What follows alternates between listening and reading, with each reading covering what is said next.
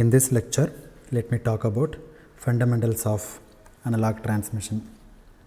So in this lecture, I am going to get into the main stream of communication theory. And the first thing that we like to understand is some basics about analog signal transmission.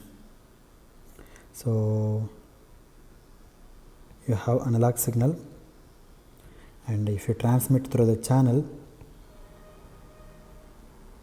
then what are the effects that it undergoes, or what are the effects that disturb the signal.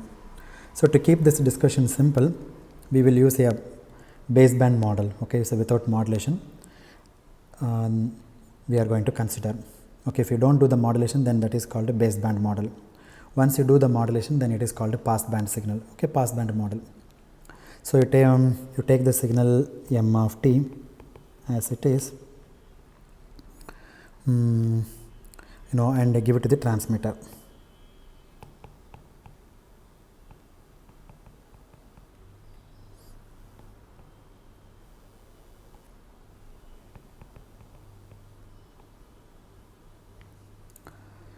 Okay, so now we wanted to look at the baseband signal propagation or transmission through a communication channel.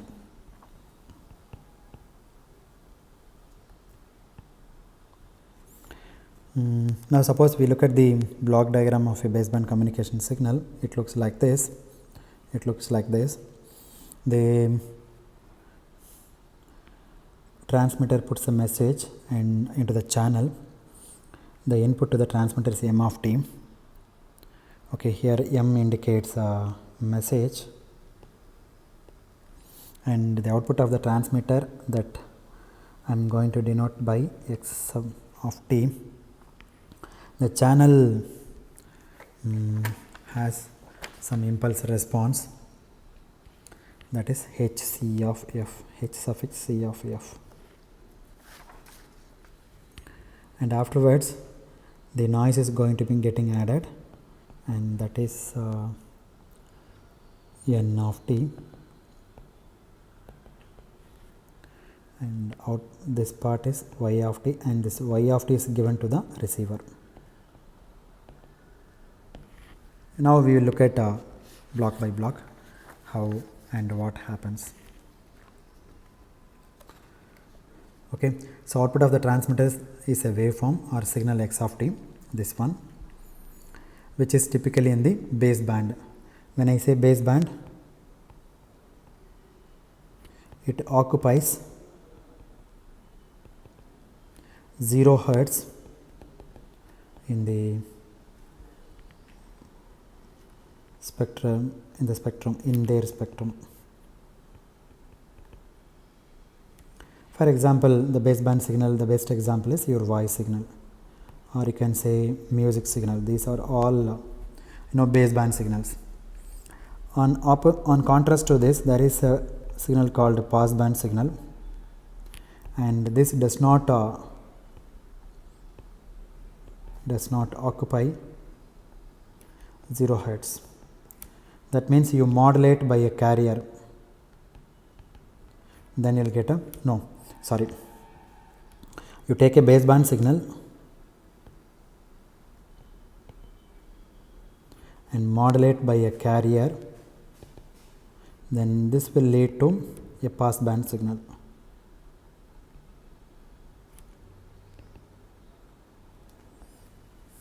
Okay, so the x of t would be suitably scaled version of m of t and appropriately amplified so as to drive the communication channel appropriately. Because let's say you have intercom. Intercom is a application where you don't do any modulation. Like person A is sitting in the 4th floor, and person B is sitting in the ground floor. He wants to talk. Okay, so here the communication occurs in the baseband itself. Okay, without any modulation. So simply you cannot transmit. You have to do some suitable amplification in order to transmit the signal over tens of meters. therefore to drive the communication channel appropriately. Now let us talk about channel. So the transmitter part is to amplify the signal so as to drive the channel.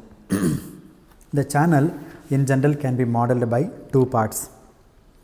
The first part embodies the effect of distortion. Okay, the distortion might be introduced by the channel. So this distortion can be modeled conveniently as some kind of a filter.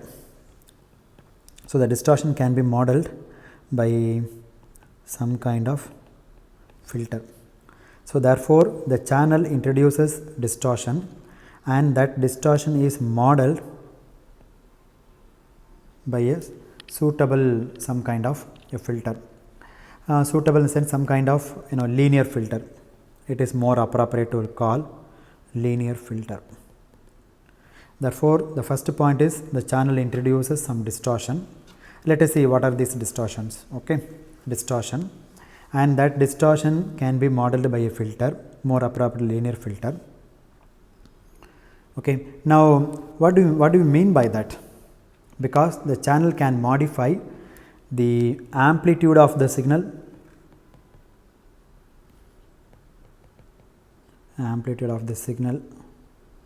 of the various frequency components.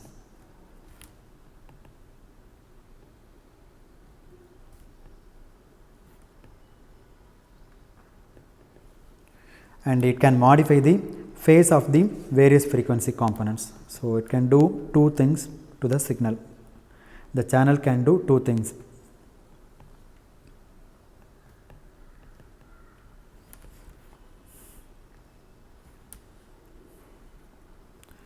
The channel modifies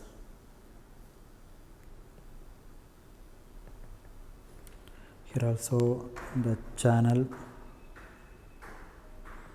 can modify the phase of the various frequency components.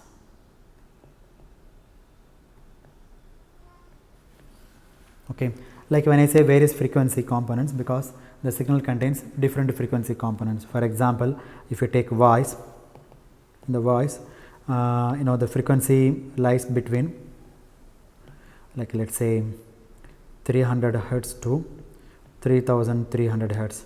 So there are many frequencies. You have 300 hertz, 301 hertz, 302 hertz, 303 hertz, and all the way up to 3300 hertz. How many frequency components are there? Roughly 3000 frequency components. So each frequency component experiences different amount of attenuation, and each frequency component experiences different amounts of phase delay. Okay, these two are primary distortions introduced by the channel. All these effects can be nicely modeled if you think of the channel as a filter of some kind. Therefore the channel is modeled as some kind of linear filter. Why is it linear filter? I will tell you. Suppose let us say this is point A and this is point B. Let us say the distance is 10 kilometer. Then what will happen if you transmit like 1 volt signal, 1 volt, and this is minus 1 volt signal. After 10 kilometer traveling, the signal may be attenuated because of the resistance R which is present in the wire. Okay, maybe you will get a 0.6 volt and like this, minus 0.6 volts. So the signal will be attenuated. If it attenuates constantly for all the frequencies, no problem, but the channel do some impartial things. It has some partiality. For certain frequencies it attenuates very less, for certain frequencies it attenuates very high. Therefore the signal shape will be completely changed. So that is kind of distortion. That distortion is called amplitude distortion. Similarly, the whatever the physical channel, it takes certain finite amount of time to reach here, maybe in terms of microsecond or nanosecond or millisecond, depends on the medium, and it depends on the distance. Okay, no matter what channel you are going to use.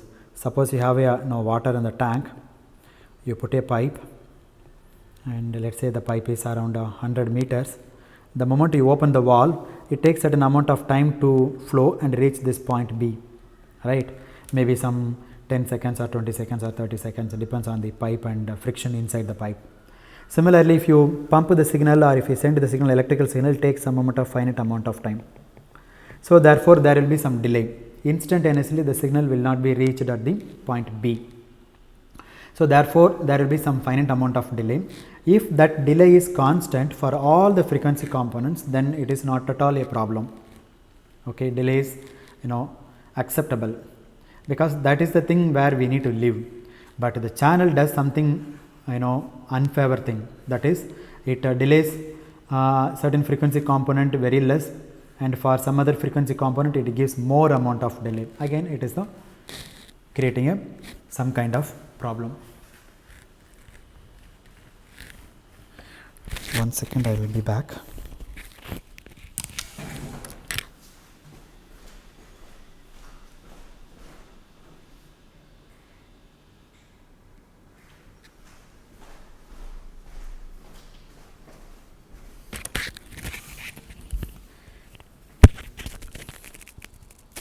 Therefore, the channel can be nicely modeled if you think of the channel as a filter of some kind.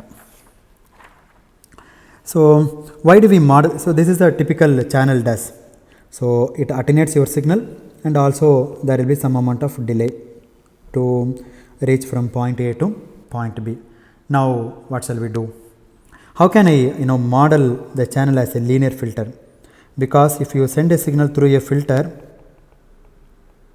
okay, the filter is not exactly like this. The filter, real filter, let's say pass band filter or low pass filter. Let us take low pass filter. Ideal low pass filter will be like this, but practically the filter will not be ideal, right? So for practical filters, there will be some slope like this. Up to this frequency, it passes without any attenuation. After that, it gives attenuation. This is the frequency axis. See, for this point, it gives certain amount of attenuation. Let's say F1. For F2, it gives different attenuation. For F3, it gives different attenuation, and let's say this is F0, it gives some other attenuation. Therefore, your filter gives different amount of attenuation for a different frequency component. That is why the channel is suitably modeled by a linear filter. So now we are modeling the channel as a filter. Okay, so it is a very simple and a convenient model for a communication channel. And that is true for every kind of communication channel, whether it is wired channel or wireless channel or fiber optic channel or whatever it is. Okay, and this channel has some transfer function. Let me call HC of F, and the C indicates channel. So this is the first thing. In the second part of the channel model, we will consider the effects like noises. So the noise also will add into the channel. Okay, the noise gets transmitted and the noise gets added to the signal at the various points of the communication system. So you have the transmitter, here also noise gets generated.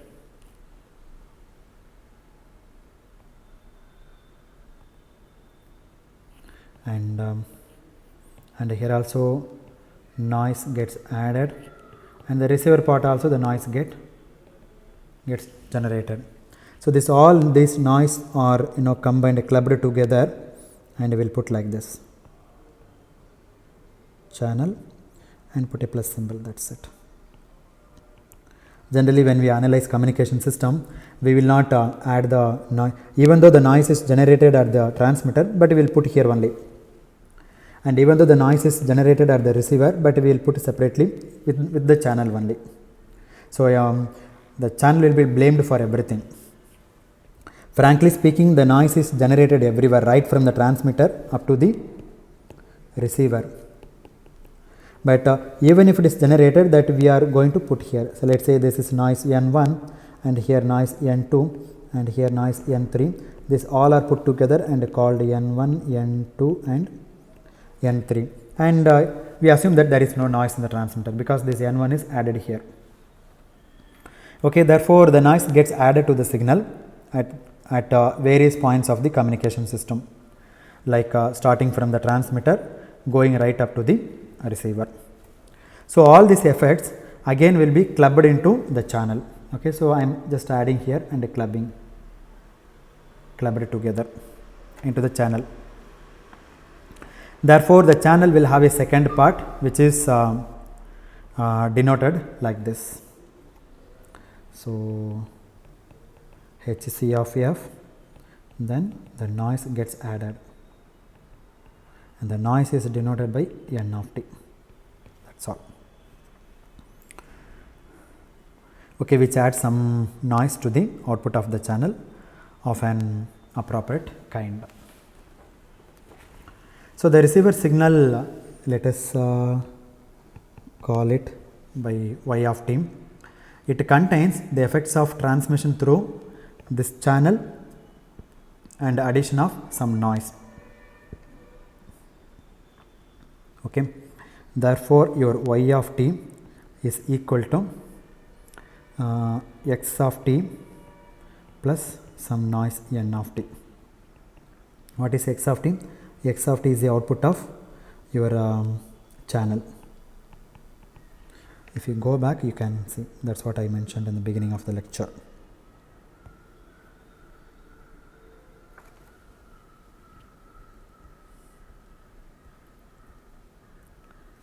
One minute, where is it? Yeah, it is X of T. No, sorry, input to the channel is X of T. I am sorry, I did a small confusion.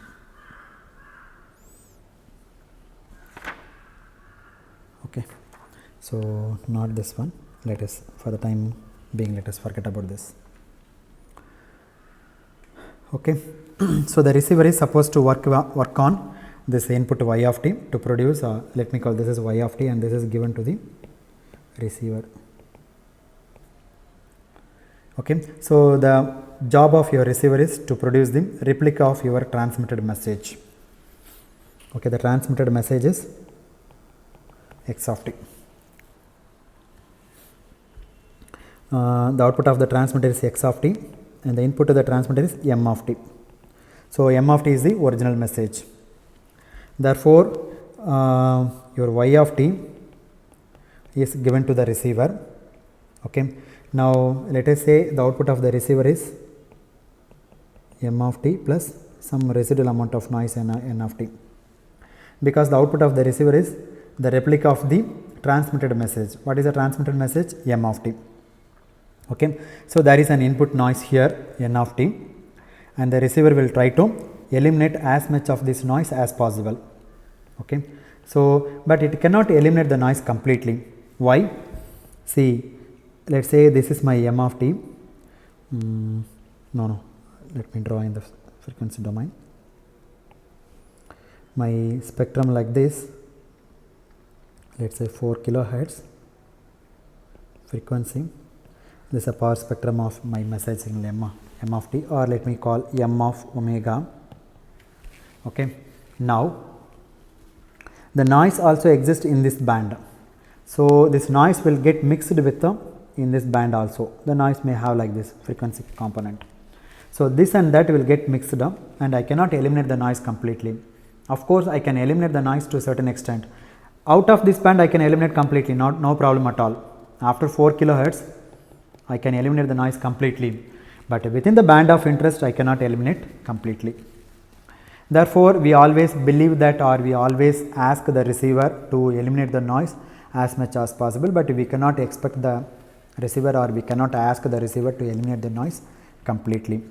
Therefore, there may be some residual noise still left, okay, which is denoted by N naught of T, output noise. Here O indicates output noise or output of the receiver, noise at the output of the receiver. Okay, so there is an input noise N of T to the receiver. The receiver will try to eliminate as much of this noise as possible. So the receiver has to process the incoming waveform Y of T so as to remove the distortion that might have been affected by the channel. okay, that might have been introduced by the channel. Also, the receiver has to eliminate as much noise as possible. So, that is the main job of the receiver. Okay, so it should eliminate the, it should remove the distortion or reduce the amount of distortions which is introduced by the channel, and also it tries to eliminate as much as noise possible. Okay, so these two are the main job of the receiver. The first job of the receiver is remove distortion as much as possible. In fact, to some large extent you can remove the distortion, that is not an issue, but eliminating noise is a big challenge. Eliminate as much as noise possible.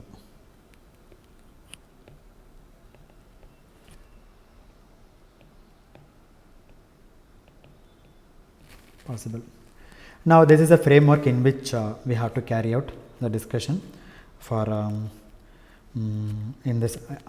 discussion in this lecture. Now, you see, we have been talking about channel, which introduce two kinds of things. One is the distortion,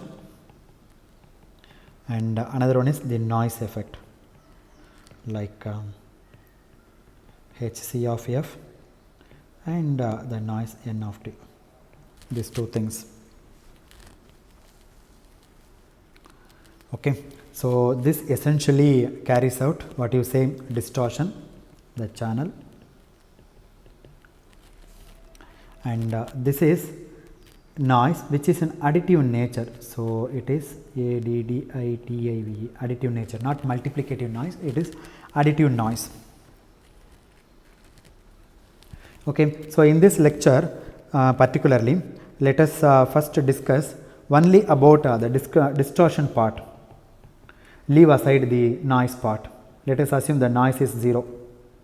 So, we are going to concentrate only distortion. Assume for the time being, okay, assume noise n of t is equal to 0. Let us concentrate only distortion. What are the different types of distortions that are introduced by the channel? Okay, to start with, let us assume distortion equal to 0. No distortion introduced by the channel for the sake of argument. Okay. Now, in that case, what will happen? Your channel is an ideal channel. Ideal channel will not distort, right? Will not disturb the signal at all. Therefore, that is something called a distortionless transmission. If distortion equal to 0, then that is called a distortionless transmission.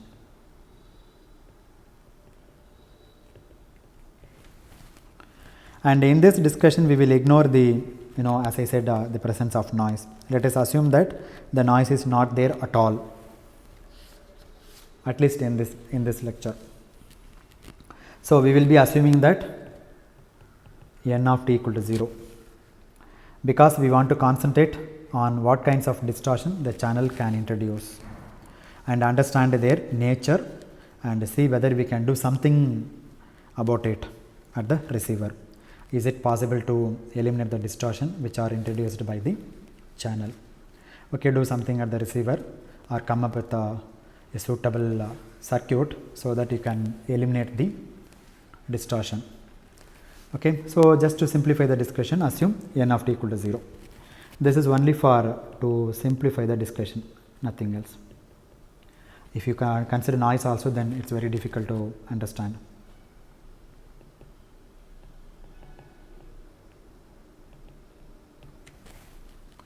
So, let us talk about distortion less transmission line or transmission.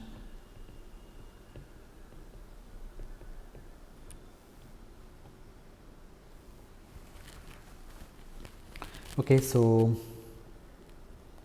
this is Hc of f, and if you take a inverse Fourier transform, you will get Hc of t. What is Hc of t? Impulse response.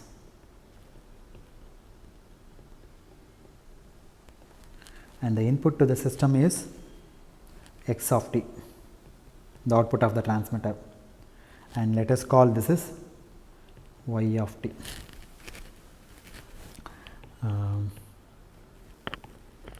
The noise is getting added here, but we assumed n of t equal to 0. So, this is my y of t.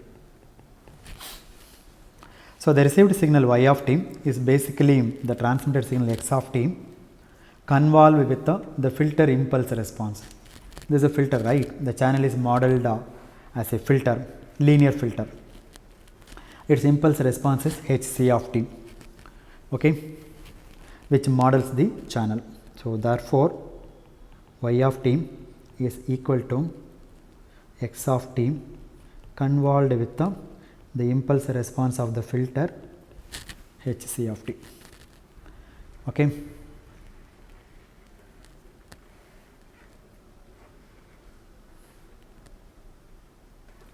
Now, for the time moment, let us forget about there is no channel.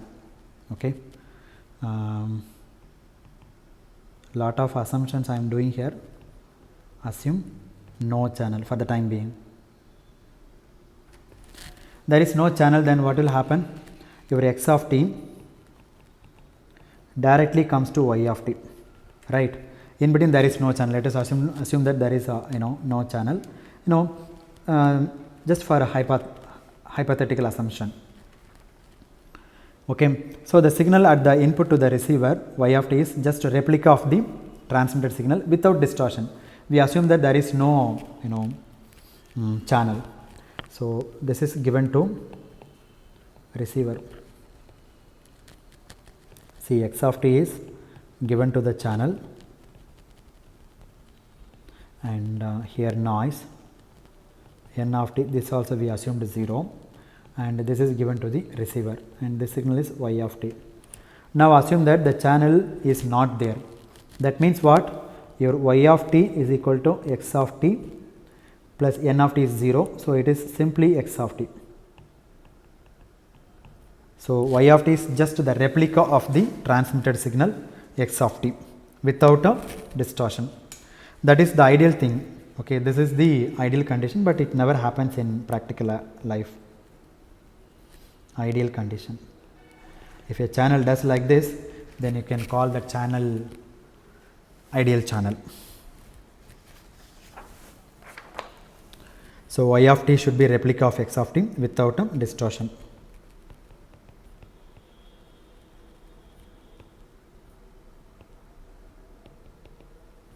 Replica of x of t without distortion.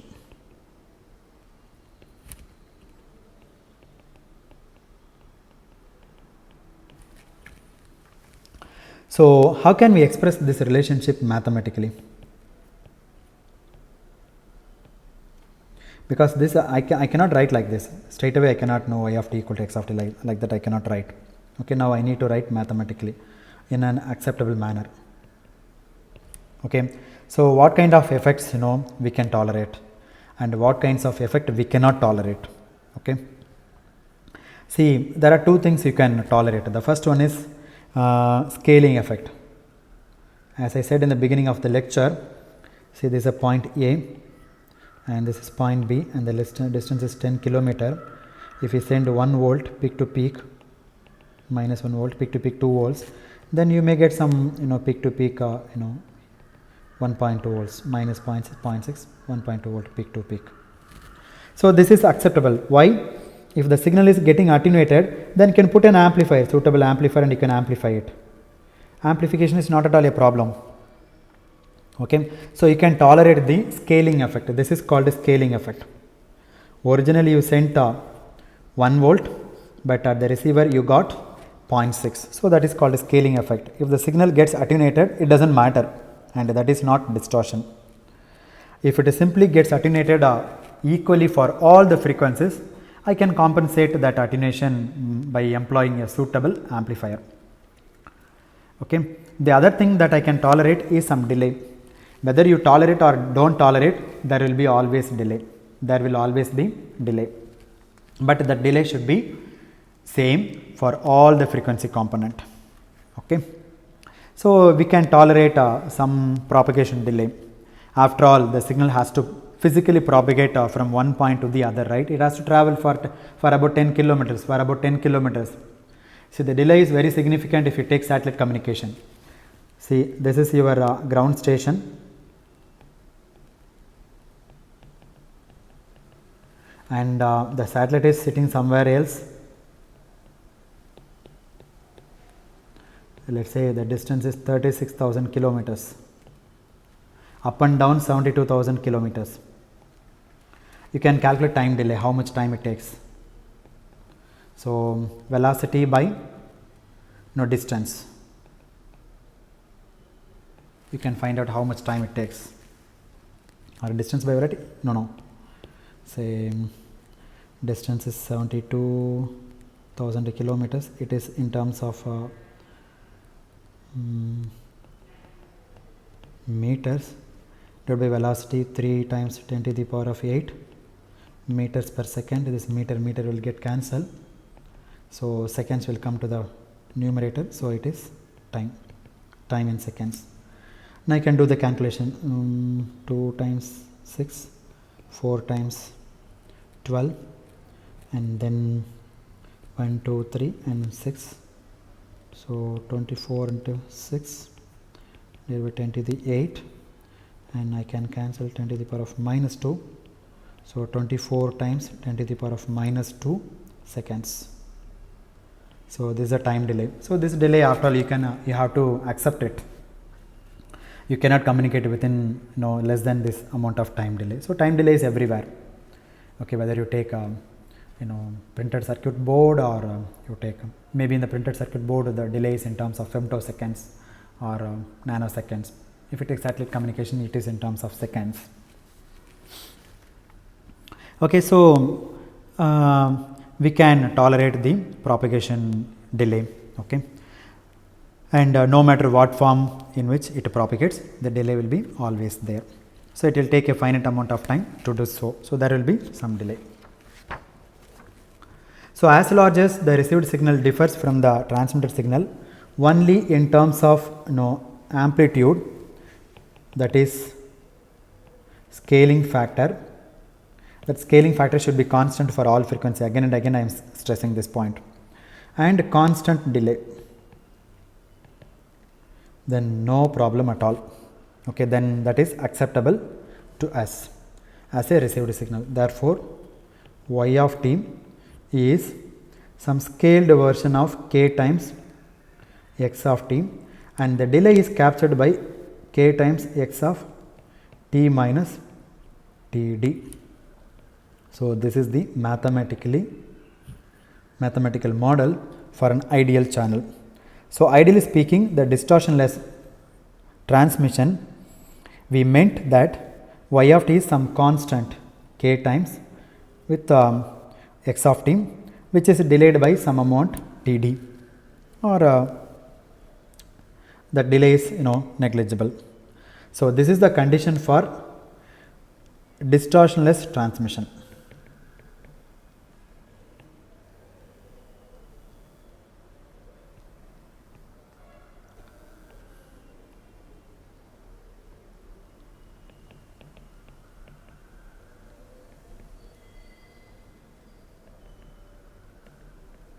Distortionless transmission. If your channel only introduces a scaling factor and a delay, it is an ideal channel.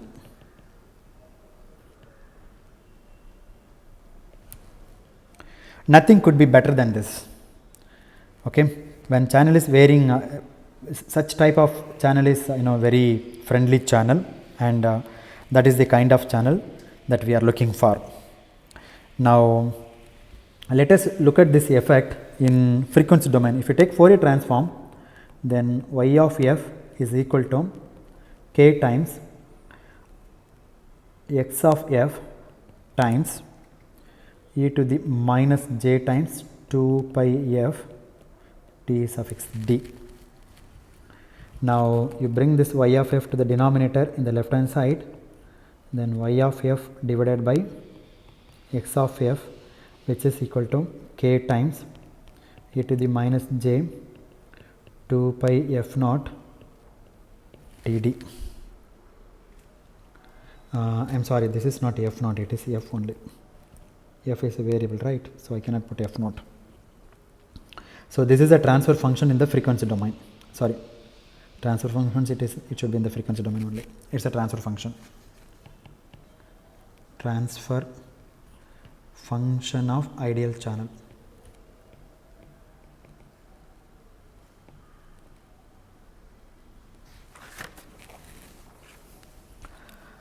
Now, what can you say about HC of f?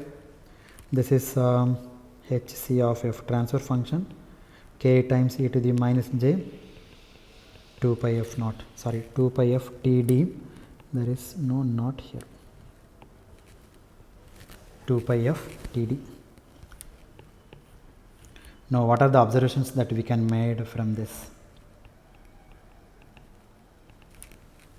What are the observations that we can make? See, it is a complex quantity.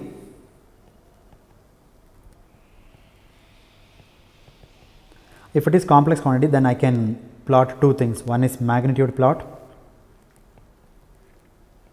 and another one is phase plot. Now, let us plot magnitude. So, HC of f, if we take magnitude, then it is going to be k. That means, in the frequency domain,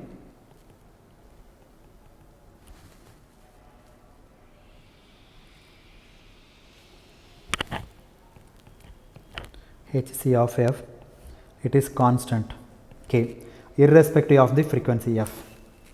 Whether it is 0, that is DC frequency 0 hertz, or 1 hertz, or 1000 hertz, or 1 gigahertz, does not matter. For all frequencies, it is giving constant attenuation.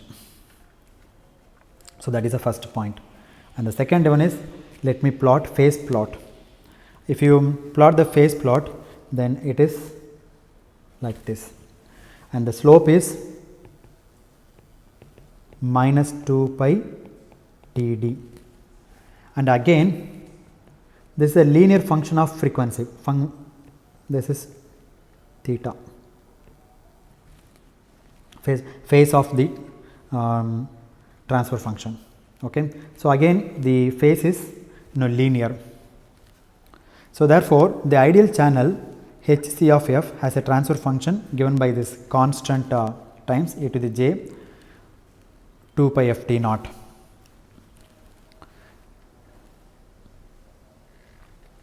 So, the magnitude characteristics is constant for all values of the frequency f, and for phase plot, it is a straight line, okay, with a negative slope minus 2 pi f TD, it is here. The angle is 0 at a 0 frequency and positive for negative frequency, because the slope is negative here and it is positive, already have minus there. Okay. And negative frequencies, sorry, positive for negative frequencies and negative for positive frequencies, where T naught is the delay, that is the slope of the straight line. TD is a delay, and the delay is same for all frequency component. Therefore, basically what we are saying is that for a signal to be transmitted without distortion, the ideal channel would have a flat magnitude transfer function, and the phase of the function is linearly dependent on the frequency. So, it is a linear function,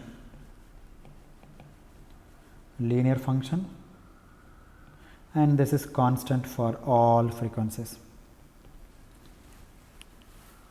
So that every frequency component present in the signal undergoes same amount of delay, otherwise there will be some distortion.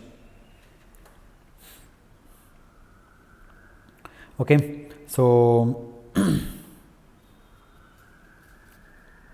basically what we are saying is every frequency component goes through the same amount of delay, and for same amount of attenuation and same amount of delay. Okay, therefore the phase shift is a linear function of the frequency. So that is the ideal characteristics of the channel. Of course, this kind of ideal channel is too much to expect to be available in practice, and one can say that it is not even required, okay, to be an ideal channel over the entire frequency band, okay, because we are not going to transmit over the entire frequency band. Suppose if you are working in frequency modulation, then your bandwidth of interest is 88 to 108 megahertz. I least bother about what is happening outside of this frequency band, 88 to 108 megahertz. So this requirement is very, very stringent requirement. Okay, I don't want to be flat magnitude response over the entire frequency spectrum. Okay, it is not even required if you really look upon it, because in real time you will be transmitting the signal of finite bandwidth. Let's say if you are talking about frequency modulation, then you are talking about 88 to 108 megahertz, not of infinite bandwidth. So in that case, our concept of an ideal channel can be made less stringent, in as much as these characteristics hold within the bandwidth of the signal. So we should be quite happy, because what happens outside is of no interest, that is of no academic interest to us, because the signal does not have any frequency component beyond some values, let's say 88 to 108 megahertz for FM. Therefore we can make these conditions, this one and this one, to be less stringent by saying that these conditions, the flat magnitude function and the phase is linearly dependent on the frequency, should hold within the message bandwidth. Let's say my frequency range is from, let's say this is B and this is minus B. If it is constant within this range, that is good enough for me, and the phase is linear within this band, then that is more than sufficient for me. I don't bother about what is happening beyond B. This is phase and this is magnitude. This is frequency and this also frequency. Okay, so let us, here we assume that the message bandwidth is W. We would like that the transfer function magnitude is constant within this bandwidth of interest, that is minus B to plus B. Okay, whether it is constant beyond that is not of any interest to me. That may or may not be, because the signal does not have any frequency component beyond B. So it won't bother us. Similarly, the linear characteristics should hold between minus B to plus B. After that, it may be slightly non-linear or something else happens to it. Okay, if it is not a straight line after this point B, it doesn't bother very much to us, because the signal doesn't have any component in that region. In that region, we don't have no components, so we don't bother about that. So an ideal channel in a practical situation would be one which has these characteristics: constant magnitude and a linear phase relationship. Okay, so it is so an ideal channel is an ideal channel in a practical situation would be one which has these kinds of characteristics within the message bandwidth of interest at least. Okay, then we say that ideal channel transfer function, instead of qualifying unconditionally, this is being equal to, mathematically I can write HC of f is equal to k times e to the minus j2 pi f t d, when the bandwidth of interest f is less than b. Okay, where td is propagation delay and the delay is constant for all the frequency component. and then B is message bandwidth.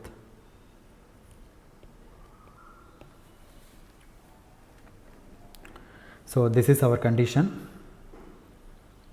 for distortionless transmission.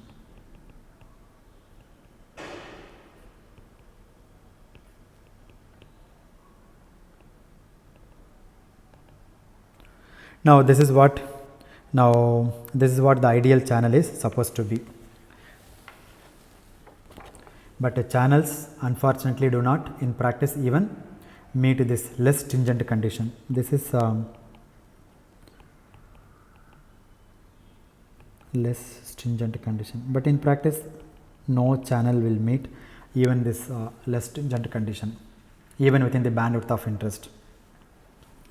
The magnitude characteristics of the transfer function is not necessarily a constant value. There are variations, at least in practice, and the phase characteristics are not necessarily linear functions of frequency. So when that happens, the received signal would or would not be a replica of x of t. Definitely the answer is it would not be a replica of x of t. So y of t would not be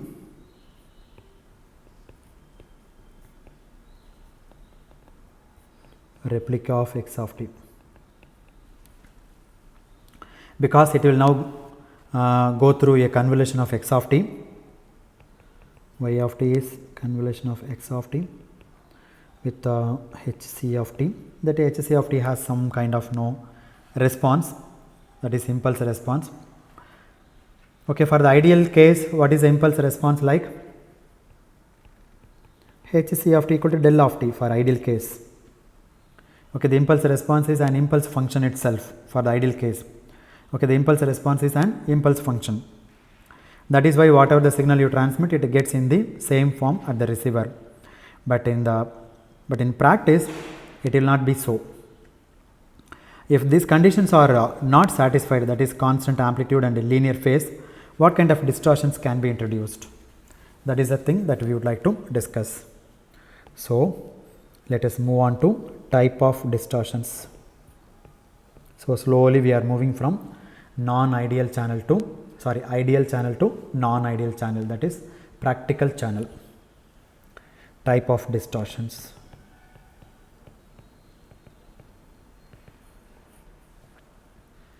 So let us discuss these types of distortions. Incidentally, these kinds of distortion that I am discussing here falls under the category of linear distortion. In contrast to, there is non-linear distortion that I will talk about a little later. So the first one is linear distortion. Okay, so they are linear because they are arising from the non-ideal characteristics of a linear filter. Okay, this distortion comes from linear filter because we consider linear filter. See, our channel is modeled as a linear filter. So therefore the distortion comes from your linear filter, from your channel, and the channel is modeled as a linear filter. Therefore the distortion is linear distortion. Okay, the ideal characteristics are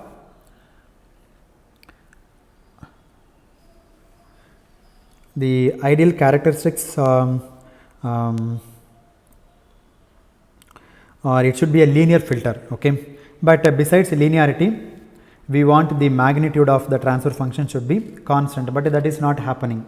Okay, so we have linear filter. From the linear filter we need ideal characteristics, but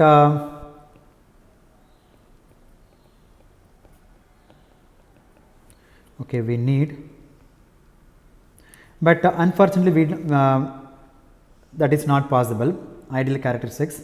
So we went to non-ideal characteristics. But even you moved from ideal to non-ideal, but still you are talking about the linear filter. Therefore the distortions introduced by non-ideal channel is again linear distortion.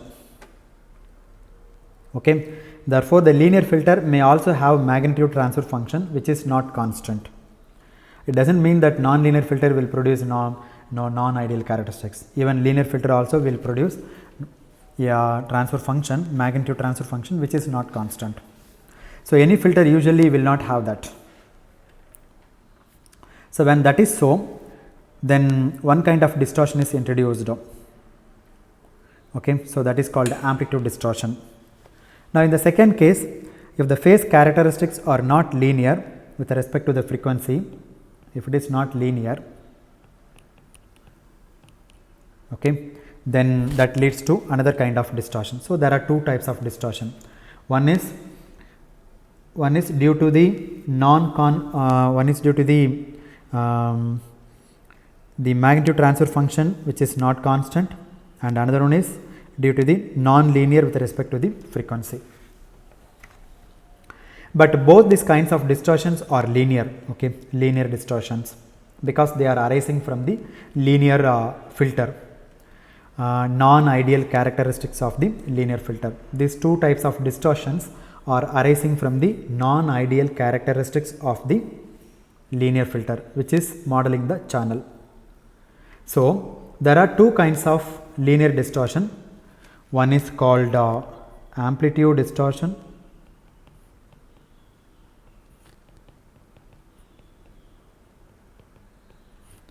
and the second one is called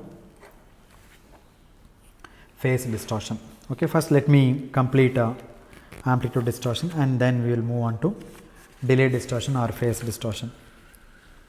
Okay, so this is called phase distortion or delay distortion. Let me first talk about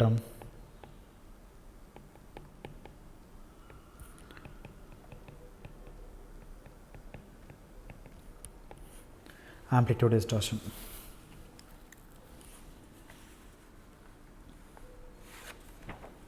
Okay, so the amplitude distortion arises if the magnitude characteristics of the channel is not equal to constant. For every frequency, it is giving different amounts of attenuation.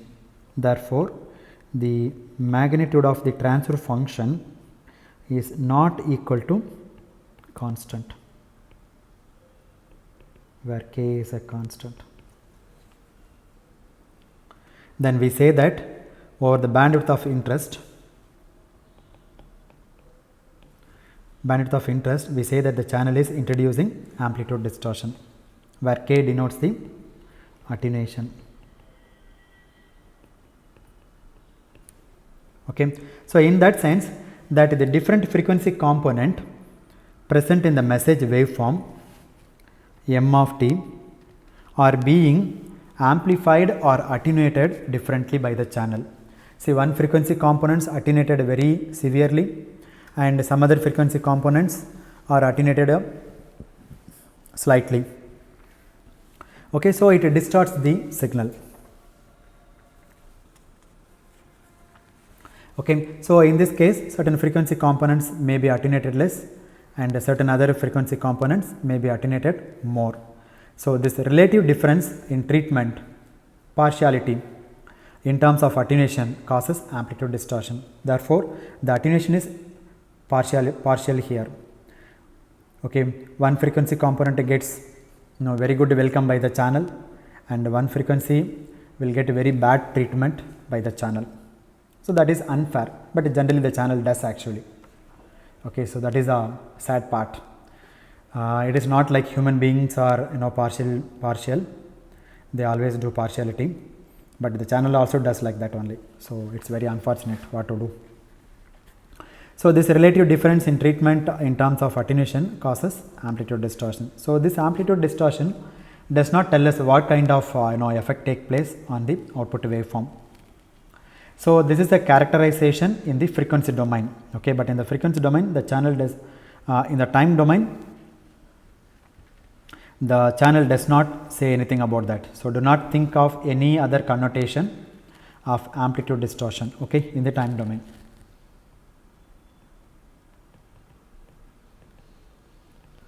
Okay, so do not think of any other connotation.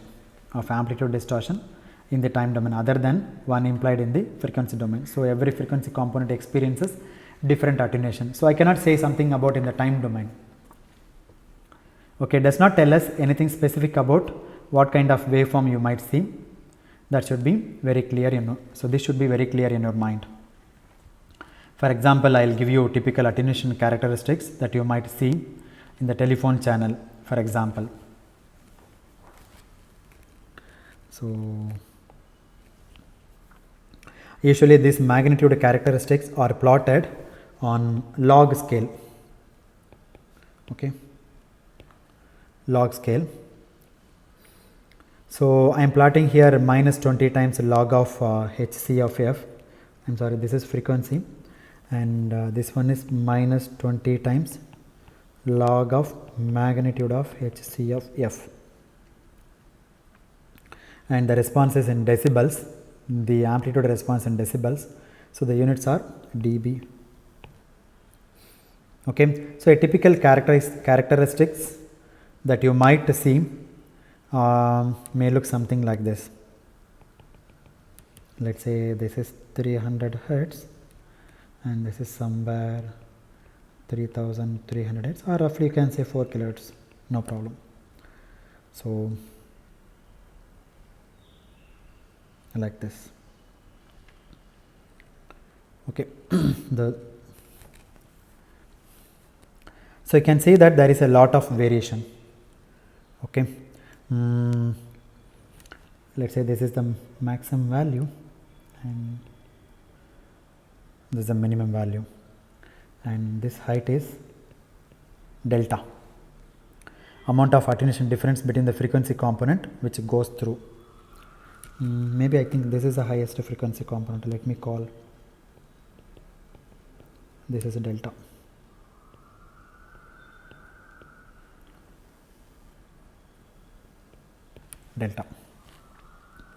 So I am plotting here only for positive frequencies. You can replicate for the negative frequency axis also. Like you can put like this you can plot for negative frequencies also. So we are going to see the characteristics like this, which are not flat. Originally the characteristics should be flat, but it is not flat. For ideal channel it should be flat, but it is varying like this. Okay, for ideal channels it is constant, but for practical channel it is not constant.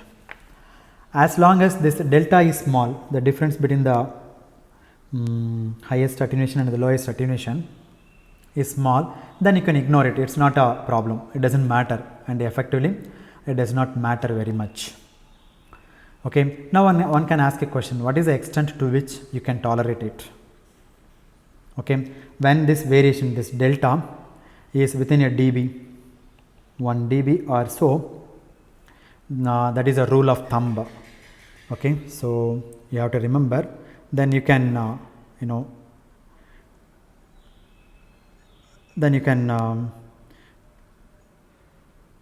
don't consider this. Okay, you can avoid this.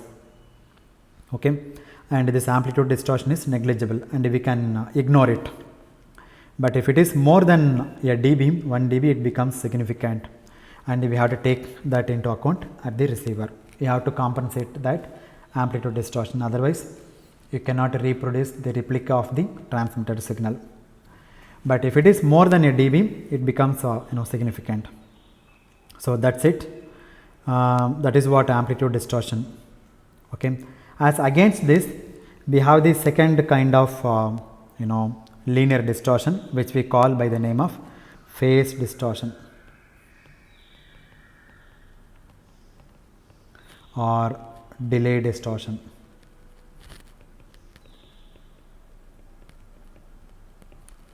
Okay, sometimes it is called delay distortion. So these two things typically mean the same thing. Okay, either you call it a delay distortion or a phase distortion. As the name implies, this kind of distortion arises when your channel has the phase transfer function which differs from the recovered ideal transfer function. This is not like a straight line. What is the required ideal phase transfer function? It is a linear function, right? A linear function of frequency. That is angle of HC of f, theta is equal to. Okay, and this phase function should be odd function.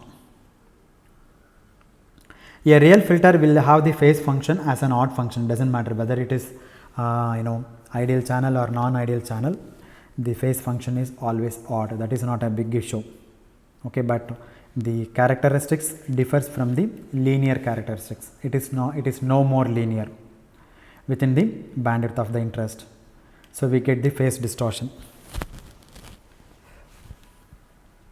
So this angle of HC of f is not equal to e to the minus j2 pi f td. Okay, so then the phase distortion arises, maybe some plus or minus some terms, not to the numerator, it is plus or minus here. Okay, so e to the j 2 pi f naught, not f naught td, there is no naught here. Okay, plus or minus some integer times pi. Okay, so that pi will be observed in the attenuation. Suppose if it is pi, then you can substitute, okay, cos of 180 plus theta is equal to again cos theta. So either you get plus 1 or minus 1, depends on 2 pi or single pi or 3 pi, depends on the integer value. That's not an issue. Okay, therefore HC of f equal to k times e to the minus j2 pi f td plus or minus j, you put a j here, I am sorry, this is here, it will come plus or minus j into m pi, I am very sorry, plus or minus, it is a raise actually, e to the raise plus or minus m pi. So this is plus or minus 1 actually, let m equal to 1, then you will get a plus or minus j pi, and that j can take it out, then plus or minus 1, cos pi equal to minus 1. So you will get maximum value plus and minimum value minus 1. So it doesn't really make any difference to the basic phase characteristics. So the required condition therefore really speaking is angle of HC of f is equal to minus 2 pi f td plus or minus m times pi. Okay, if this is so, if this condition is satisfied, then there is no distortion, no delay distortion, no delay distortion over the bandwidth of interest mod of f less than b. If this is not satisfied, then there will be a delay distortion.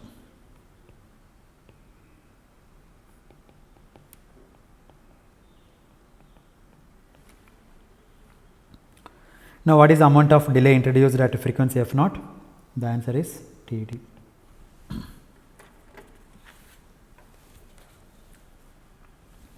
So this delay distortion is same for all frequencies, then there is no delay distortion. If the delay distortion is not same for all the frequencies, then the problem starts, the headache starts. Okay, if the delay distortion is not same for all frequencies, then it implies that different frequency components undergo different amounts of delay.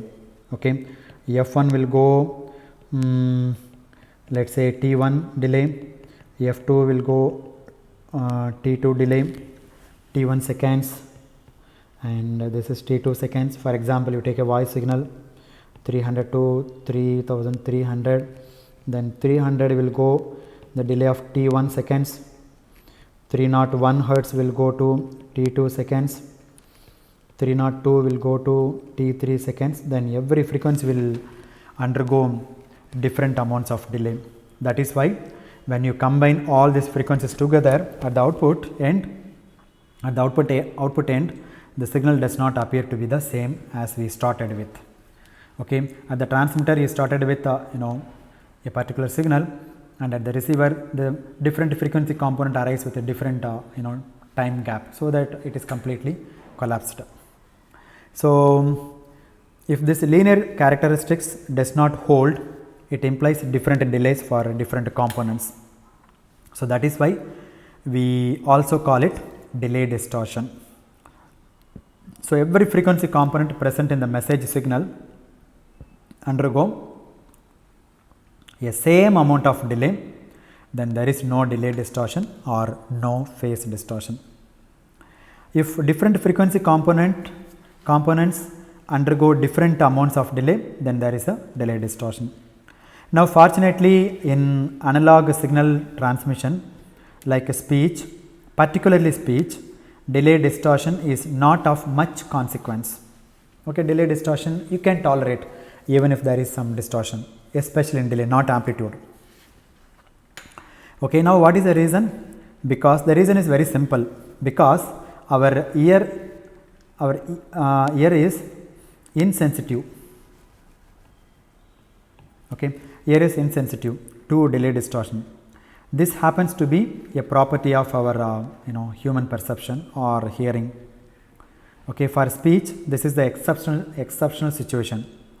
For pictures the delay distortion matters a lot, because the eyes are not insensitive to delay distortion. It is very, very sensitive to delay distortion. Therefore the delay distortion matters in picture transmission, but not in voice transmission. Okay, the way we see a picture is not insensitive to phase delay. Similarly, for data, delay distortion can cause havoc. This I already explained in one of the previous lecture. Suppose you are transmitting 1 megabits per second. If there is some slight delay distortion, then completely the data will be lost. Therefore,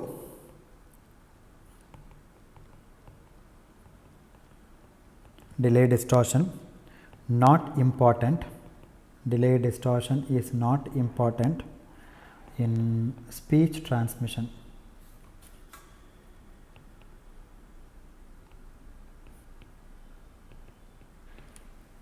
Okay, our human being ears are insensitive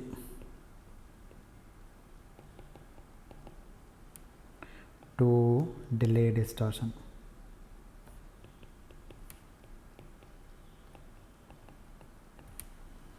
But data transmission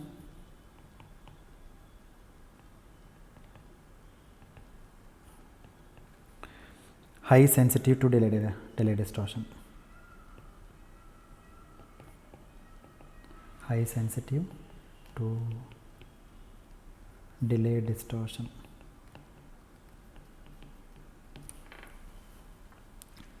So this is just a practical observation, this one.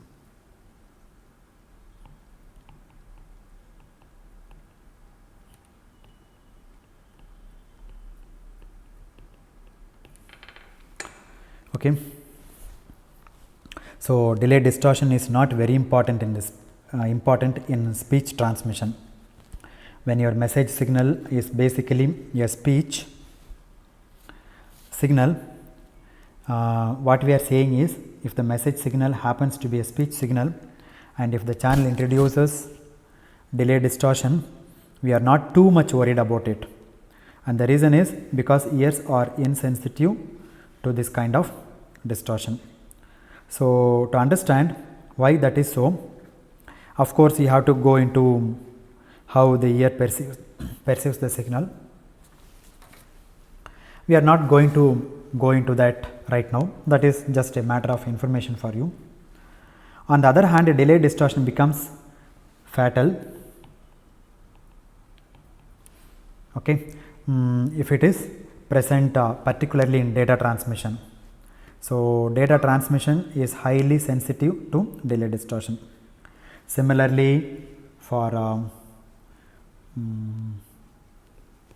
video transmission, then similarly for picture transmission. So delay distortion is not acceptable. These two are highly sensitive to delay distortion.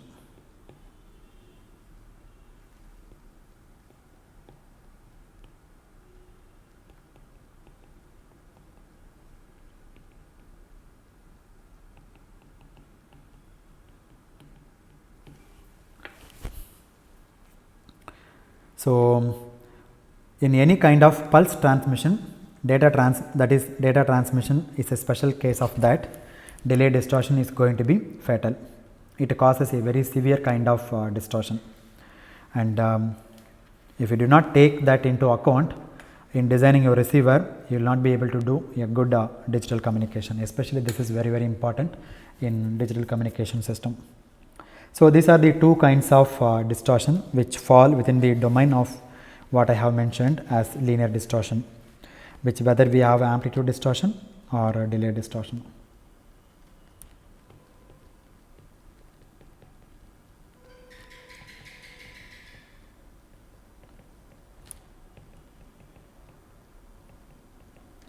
This both falls under the category of linear distortion.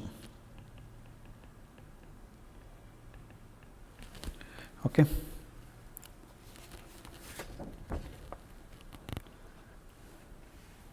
One important characteristics of linear distortion is that basically the existing frequency components in the message signal will get treated differently by the channel.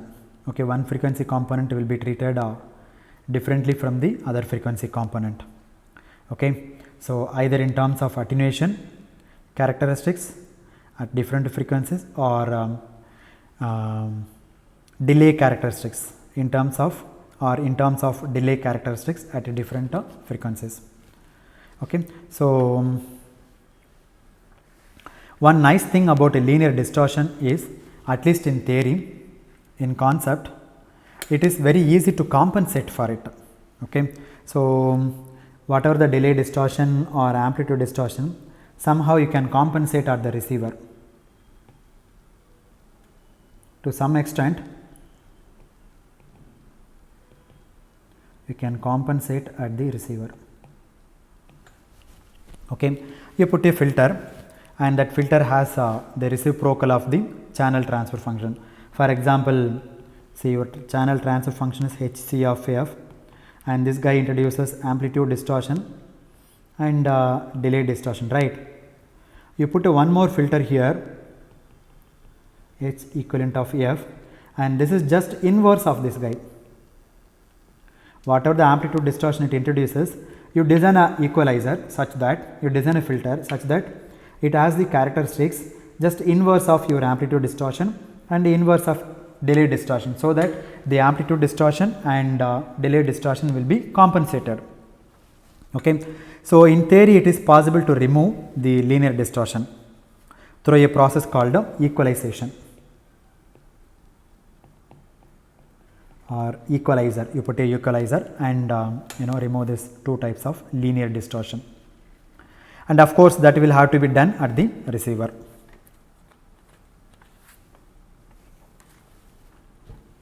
So the next one is equalization.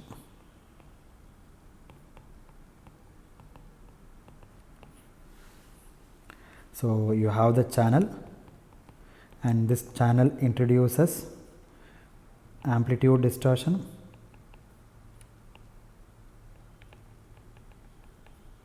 and delay distortion.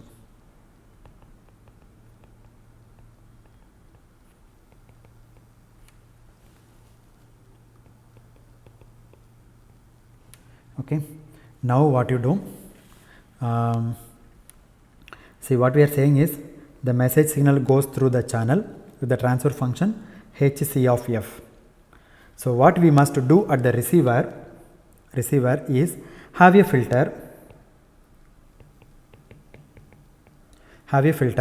with the transfer function, let us say heq of f, okay, where the product of these two together appears as a distortionless channel. So what we are saying is hc of f multiplied by equalizer of F is going to be a distortionless channel.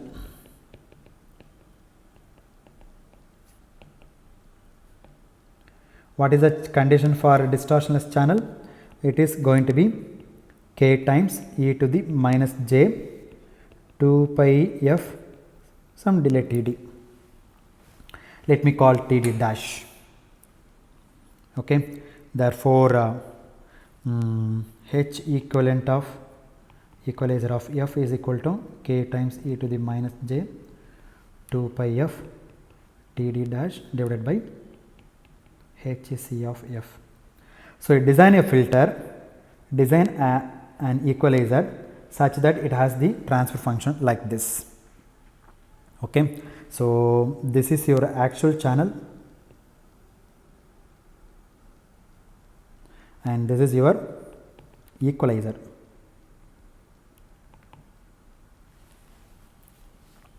So, what we like to have is that the equalizer should have this kind of transfer function, so that the product of H equalizer of F and Hc of F appears as an ideal channel.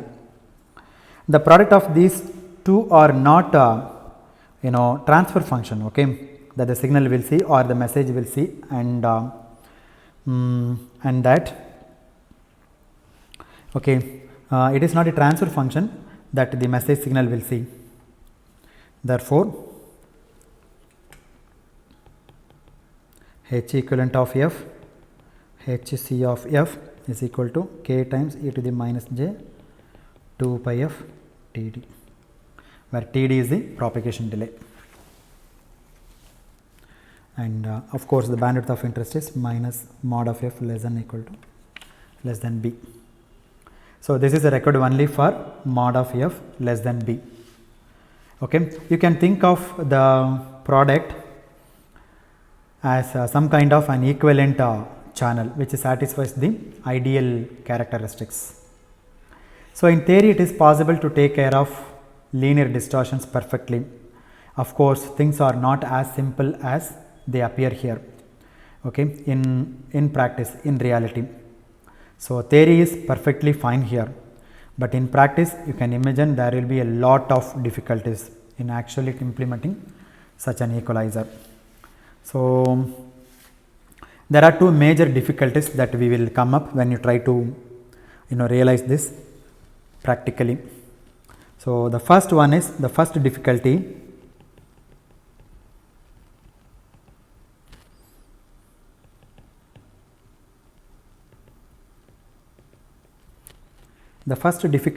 is that one is the first difficulty is that we are assuming that the channel transfer function. In reality, you will very rarely know anything about what the channel is doing, because you don't know what the channel transfer function is. Okay, in reality we don't know. So, in such a case, then how do you define H equivalent of F? Once you know Hc of F, then you can find out what is H equivalent of F. But in practice, you may not know what is Hc of F. This is not known. Maybe we know to some certain extent, but we may not know perfectly. So, what you see at the output of the channel is a received distorted message.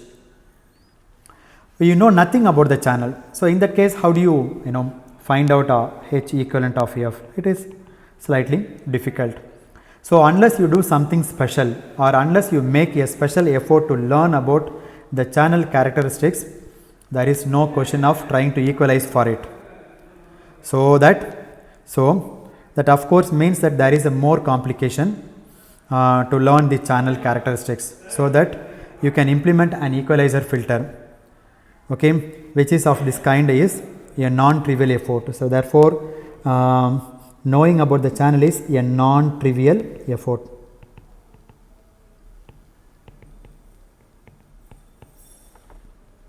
Or non-trivial job.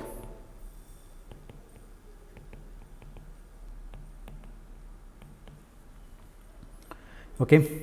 So, this is the first problem. And the second problem is that the second problem that may arise, even if you know the channel transfer function, let's say somehow you somehow you managed to find the transfer function, but it's very difficult to find the H equivalent of F, equalizer transfer function, because we have ignored another very important component which is present in the channel, that is noise.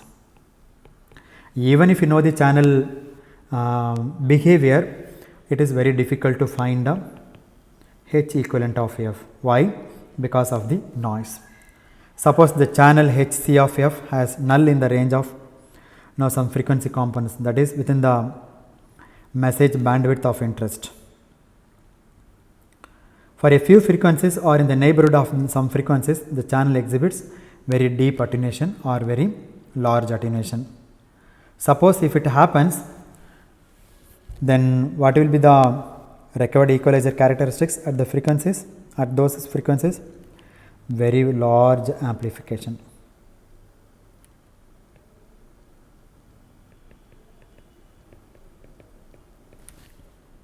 Okay, because the noise will come and attenuates the signal, and to some large extent very deep attenuation may happen.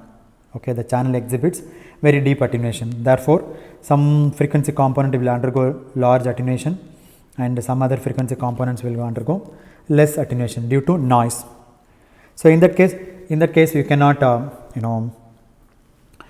find the transfer function of the equalizer. So if you implement a very large amplification, in that case what will you do? You implement a very large amplification at those frequencies. So you are not only amplifying the signal but also amplifying the noise. Let's say this is your signal like this and noise comes like this, and these two will add each other. Now because of the noise your signal strength is reduced. So what you do to overcome this effect, you put an amplifier. If you put an amplifier, then what happens? The amplifier amplifies not only your signal of interest, it also amplifies the noise. So putting an amplifier will not help us much. Okay, so you may undo the effect of distortion, but you may be introducing or enhancing the effect of noise because of the amplifier, okay, which may not be desirable. So in theory these all things are fine, but in practice one has to work out a solution which takes care of these concerns. One is noise and another one is the channel transfer function. Okay, so one more note I would like to say here. We assume the channel is linear channel and time invariant channel, and there are situations, there are some places where the channel is linear but it is not time invariant, it is time variant, it is time varying signal. Okay, so the best example is your wireless environment.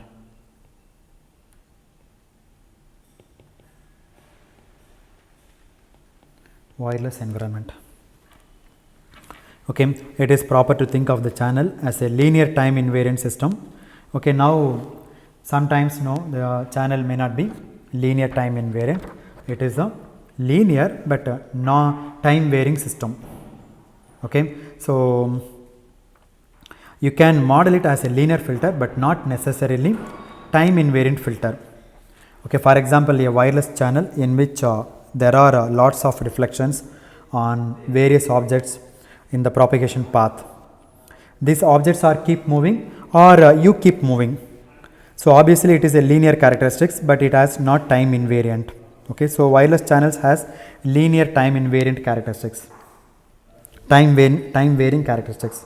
So whenever you have wireless channel environment,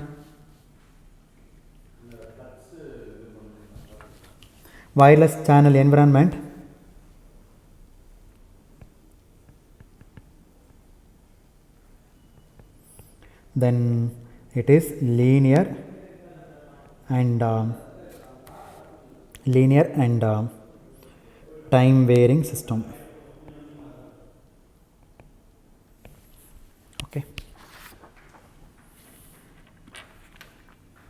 Then of course for linear time varying systems, this equalization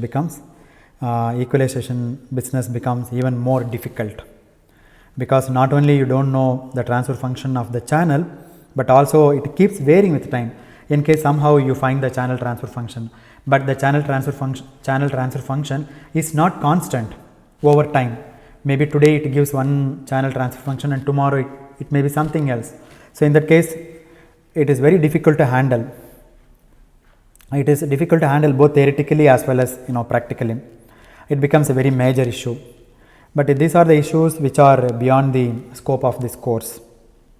Okay, but at the moment we will not discuss this, but at least you know that it can be done. Okay, with the development of DSP processors and the advancement of VLSI technology. So with sophisticated algorithms, so this can be, to a certain extent it can be tackled. So that's it as far as our discussion on linear distortion is concerned. Okay, so let me stop at this point. In the next class, let me talk about non-linear distortion. So that I'll start in the next lecture. Okay, so let me stop at this point. Thank you very much.